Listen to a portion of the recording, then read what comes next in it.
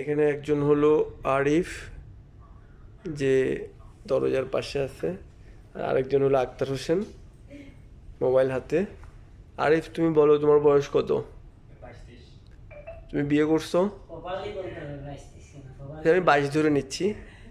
তোমার ছেলে মেয়ে আছে? বিয়ে করছো কত বছর বয়সে? প্রেম করে না পরিবারে বিয়ে দিছে? ঠিক আছে, এবার আক্তার হোসেন, বয়স কত?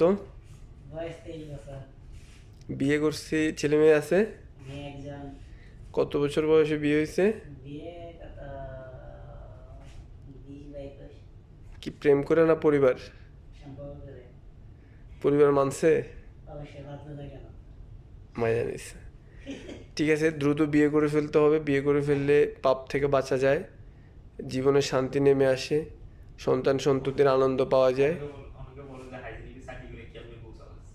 এটা অনেকে বলো, আমি দেখছি এরকম, কিন্তু এখানে অনেক ডাক্তার আছে এদের বয়স 40 বছর, এরা বউ পাচ্ছে না। কি পাচ্ছে না? এখন বউ পাওয়ার পরে না ছেলে মেয়ে পাবে।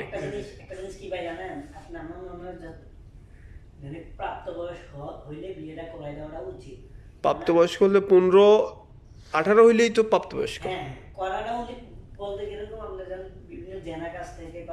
হ্যাঁ, সবচেয়ে বড় কথা হলো পাপ কাছ থেকে বাঁচা যায়, নবীর সুন্নত, সন্তান আনন্দ, মনে আনন্দ থাকে।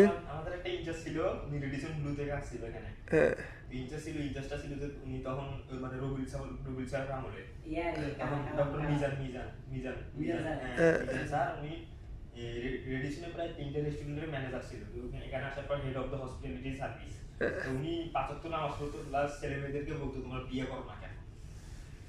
ছেলে মেয়ে কিছু কিছু বলতো যে নিজের পায়ে এখনো দাঁড়ায় নাই, এখনো কার পায়ে দাঁড়াইছো।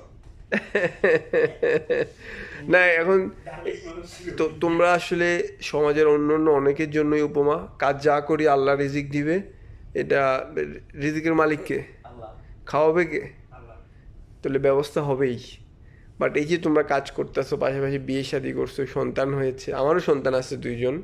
আমিও বিয়ে করেছি, যদিও 22-21 বছর করি নাই, আমি করেছি 29-30 বছর বয়সে, আলহামদুলিল্লাহ। তো এই যে করছো, এটা আমার কাছে অনেক আনন্দের মনে হইতেছে। এবং যারা এখনও করে না, আমার অনেক বন্ধু বান্ধব আছে যাদের বয়স 35-40, এরা এখনও বিয়ে করে নাই। যারা আছে তারা দেরি করে বিয়ে করে। সো তোমাদেরকে ধন্যবাদ 2জনকেই।